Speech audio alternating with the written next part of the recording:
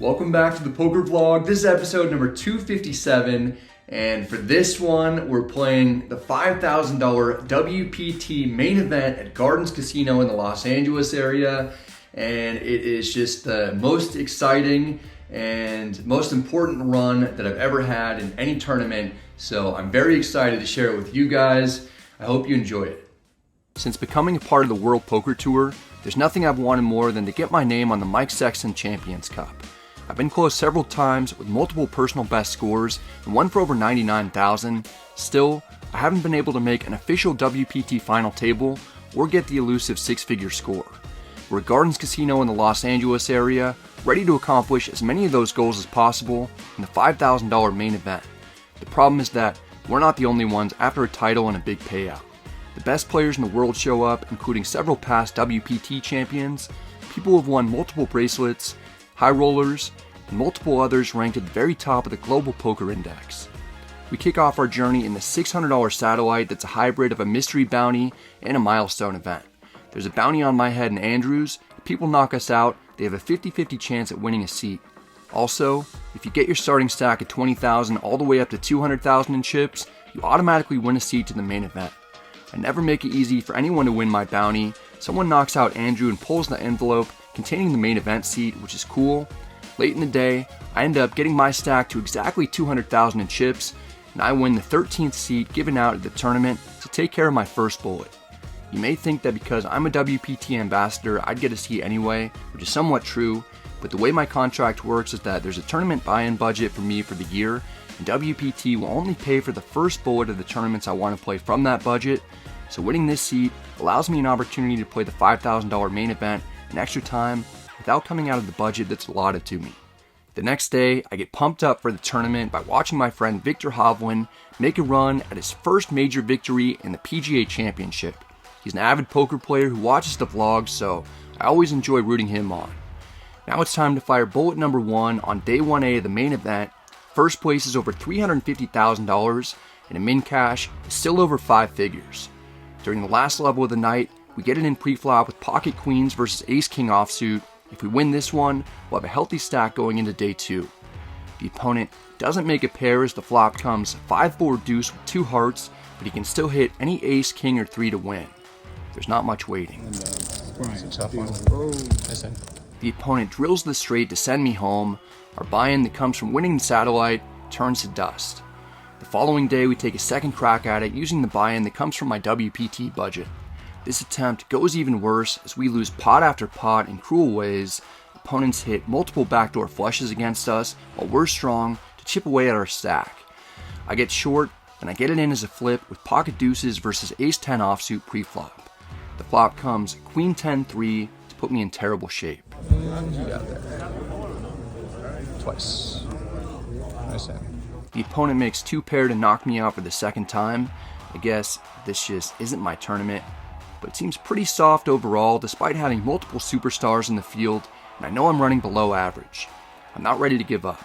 I fire bullet number 3. Remember, WPT only covers one of my bullets per tournament, so this one I come completely out of pocket for, and this bullet starts out way better than the previous 2. We run up a stack, then call a jam with pocket kings against an opponent's ace-king offsuit. The flop is safe, then we drill the case-king on the turn to have the opponent drawing dead. Turns out we needed that king because the river is a meaningless ace, sending the player home with top 2 pair. It's no good though. We win a nice pot, giving us a healthy stack, and the run good doesn't stop there. We pick up rockets and get 4-bet jammed on by the short stack of the table who has king-queen offsuit. The flop gives us top set. The turn has the opponent drawing dead. The river makes no difference. The table conducts a small ceremony to celebrate the opponent's tournament life that's now over. Those first 2 bullets we fired were just warm-ups. We're catching heat and quickly approaching the 300K mark. At the end of the day, we bag over 290,000 in chips. It's almost 6 times starting stack. Out of the 185 total entrants for day 1B, we finished 4th in chips right behind one of the absolute best players in the world, Alex Foxen. Andrew Moreno is close after that. In total, there were 346 entries, 126 remain, and we're 10th overall. We're in good shape. Where you finish after day 1 means nothing if you aren't able to keep chipping up and eventually make the money. We still need 2/3 of the field to bust before we accomplish that. And we don't get a cupcake table draw. Andrew Moreno is 3 doors down from us with a large stack. He knows what to do with it. We'll be regularly attacking my blinds from the cutoff and hijack. We find our way to the table and get situated. Luckily, I don't tangle too much with the most talented opponent, and our table is one of the first to break. I actually get moved to an even tougher table due to the fact that there are even more pros all around me, but I managed to run good in a massive hand to get over $500,000 in chips.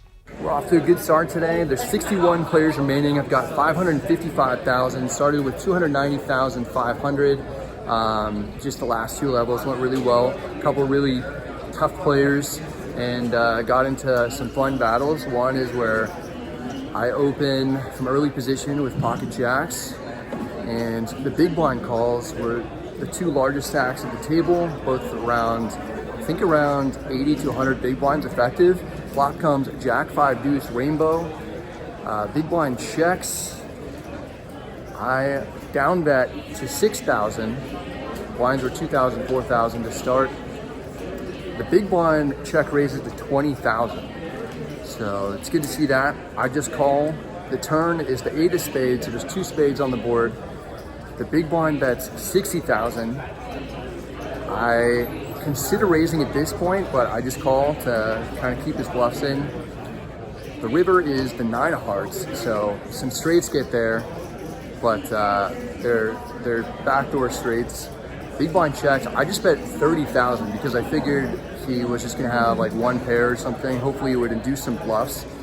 Figured he wouldn't have a straight, and I just want him to try to put in the check raise. My small bet looks kind of weak, and I'm not really gonna have straights myself. So he actually folds.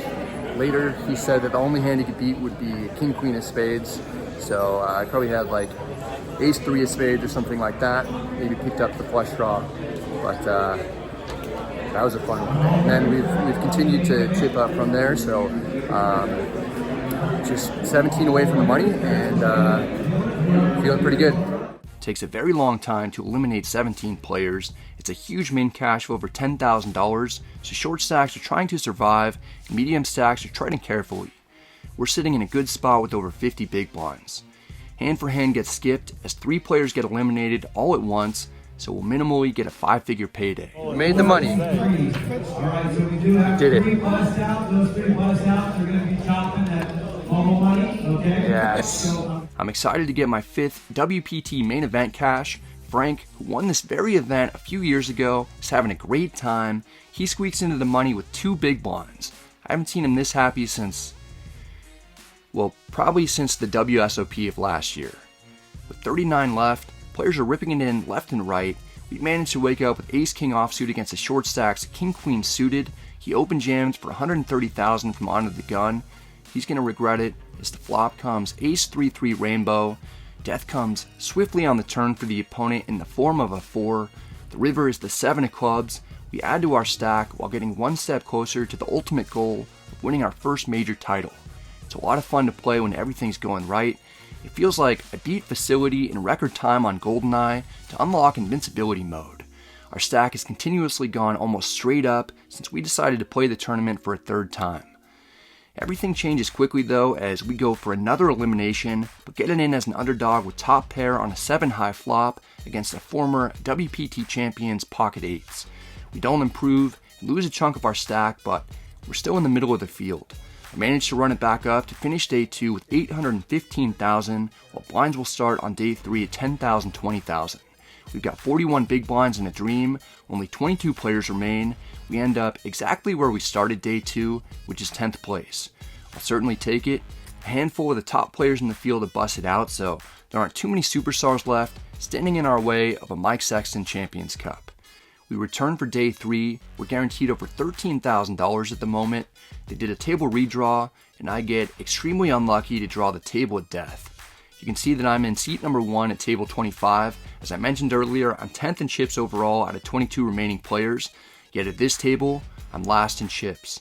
This means every pot I play against opponents, I could potentially be at risk to get knocked out. If we take a look at table number 40, no one has a stack over 700,000. I'd be a chip leader over there and could put a ton of pressure on other players without having to fear elimination. this is an extremely unfortunate set of circumstances, but there's nothing I can do other than play my best against all these massive stacks. Fortunately, we get off to a hot start, picking off a bluff as we call down 3 streets in a blind versus blind hand with ace-9 offsuit against ace-4 after we river third pair and the small blind finishes with only ace-high.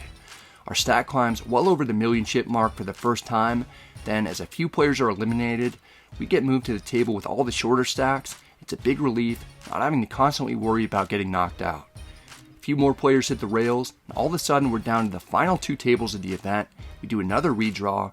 This one results in far more reasonable chip distributions than the last one. You can see that we've got a medium stack at the new table. We're on the first break of the day. Got about 1.2 million in chips. That's good for 40 big blinds when we come back.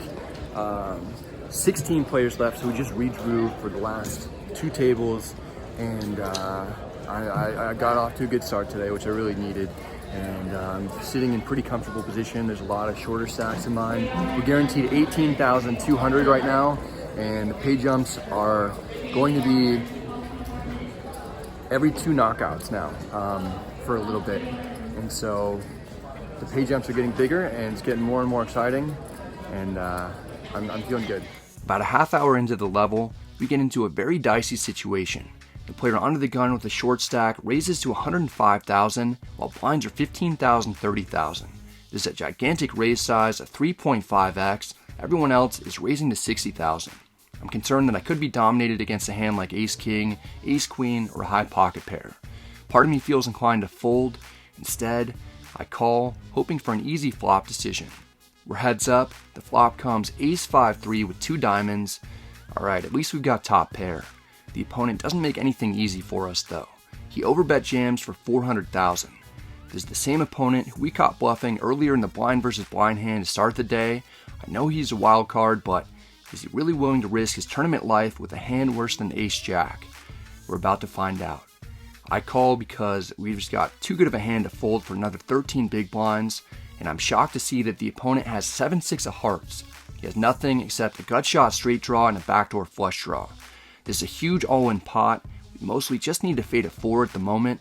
The turn is another ace, giving us trips and shutting down the opponent's backdoor potential. There's only 1 card to come. If we can hold, we'll be in great shape.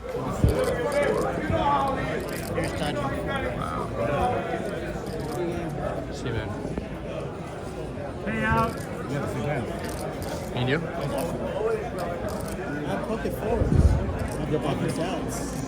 I had ace jack also, but I was also. That was wild. We're the beneficiary of an unorthodox line taken by the opponent who must have had somewhere else more important to be. All of a sudden, 14 players remain, and we're all guaranteed almost $22,000. With just 13 left, we get switched to the other table, and the very first hand, we look down at ace-king offsuit in the big blind. The player under the gun, Travis Egbert, who's from the town right next to where I'm originally from in Northern California, min raises to 80,000. The cutoff calls, he's the chip leader, but both players have me covered. I've got just over 30 big blinds. I'm certainly going to 3-bet, but should I jam, or should I make it a smaller amount? I certainly don't want to accidentally run into aces or kings and have my run ruined right before we make the final table and huge pay jumps. I go with a 3-bet to 400,000. It's a fairly large size, and it should get lots of respect. There's no reason to risk that big of a portion of my stack as a bluff at this stage of the tournament against 2 monster stacks that have me covered. The initial preflop raiser asked me how much I've got left. I give him the total. He still has an even larger stack behind that covers him. Yet the under the gun player 4-bet jams in my face. There aren't many situations more uncomfortable than this. There's no way he should ever be making this play as a bluff. I wish that I chose any other decision other than 3-betting to 400,000. The cutoff folds immediately. I don't see how I can possibly fold after putting almost a third of my chips in already. I make the call, hoping that I'm up against ace, king, or queens, or jacks at least, but I strongly suspect that it could be pocket aces or pocket kings. The opponent reveals that he has ace-king offsuit as well. I'm somewhat relieved, especially because he has the king of hearts while we have the ace of hearts, so we can hit either 4 diamonds or 4 hearts to get the win, but he can only hit 4 clubs to win. Before the cards are out, I start thinking about all the beats I've taken lately in incredibly important situations when my opponents have had ace-king. I busted queens to ace-king on my first bullet this event, when the opponent drilled the straight on the turn. I lost with pocket kings against ace king on day 5 of the WPT World Championship in December, when a win would have put me in line to get a huge 7-figure score, but instead I lost and ended up with a $99,000 payout. Just a few months before that, I busted out of the 5 diamond with pocket aces. We got it all in pre-flop, and the opponent turned trip kings to end my run on day 3 after we'd made the money. Shortly before that, I lost ace king offsuit to ace king offsuit on day 3 of the Tampa main event for piles of chips when the opponent made a flush. It's certainly been my nemesis, and even a few days prior, while I was in my hotel room playing on WPT Global, I got into a massive pot with pocket kings versus ace king that's worth the equivalent of about $4,500, and the opponent spiked the river. By the way, if you're in an area where you can play WPT Global, be sure to sign up using bonus code BRAD in order to receive a deposit match of up to $1,200 and some other perks. I have more information in the description box, but these are the softest online games I've ever played, and there will be some big opportunities for giveaways coming up if you use that bonus code. Back to our current hand. Surely, I won't get my face melted when it's ace king versus ace king here, right? I'm not so confident. Then the flop comes 6-4-3, all diamonds. It's us who's free rolling for perhaps the biggest pot of the tournament so far. I'm on the edge of my seat, hoping that ace king is finally going to work out for me in a cooler situation. Winning this pot would propel us to the second largest stack in the tournament with very few people left. I want to win badly. Diamond. All diamonds. One time. Yes! Holy shit. Holy shit. Wow. The turn is the jack of diamonds, giving us the ace high flush and sealing the win for us in a pot of over 2.5 million in chips. We've got almost 70 big blinds, and we're just a few knockouts away from making the final table. Usually I remain silent during all-ins, but I couldn't contain my excitement, and I let out a big yes because I was so thrilled to win it. This is an absolute dream run. A few players get knocked out at the other table, so we're only one away from making the 9-handed final table. The shortest stack left in the field jams for about 3 big blinds from the cutoff. I make the call in the small blind with queen 8 offsuit. I'm up against ace king offsuit and get a flush draw on the flop again. That would give us the win if we hit, since the opponent doesn't have a diamond. The turn is the 5 of hearts, giving us the gut shot straight draw now as well. The river is the 10 of spades, so Tom Choi wins the pot and stays alive without making a pair. He actually wins multiple all-ins in a row, and he's at risk every time. He's got his wife on the rail cheering him on, so it's fun to see that, but I'd also like to get this tournament wrapped up. In the meantime, we're still adding to our stack while putting pressure on the others who are trying to squeak into extra pay jumps. I end up knocking out Travis Egbert in 10th place. He's the one who lost the ace king versus ace king hand against us. He was one of the chip leaders at that point, but the 4th diamond depleted his stack. He's continued to lose chips and ultimately had 1 big blind when him and I got it in pre-flop blind versus blind. I make a pair to send him home. Travis is still in his 20s and has a bright future ahead of him. With Travis gone, there's just 1 table left, and we're guaranteed a minimum payout of over $32,000. Official World Poker Tour final tables are technically 6-handed, so this is the unofficial final table. If 3 more players get knocked out, we make the official television final table, which will be filmed in Las Vegas in a few days from now. There's a whole new energy with 9 of us here, and massive pay jumps with every elimination. We get off to a hot start, everything is going our way, we're on an absolute tear to begin the final table. It feels like I can't lose. Even after the ace king versus ace king hand, we've added almost another million to the stack. I then run cold for a little while before picking up king queen offsuit in middle position and raise to 100,000. Tom Choi jams for 550,000. It's 11 big blinds total. He's the second shortest stack at the moment. It's only 9 more big blinds for me. I'm on the fence about it because Tom has been playing relatively tight, but he could be doing this with a pocket pair below ours or a king jack suited type of hand. I call, and it's one of the worst case scenarios. We're up against ace queen offsuit, which has us dominated. Perhaps I could have just folded and avoided the situation.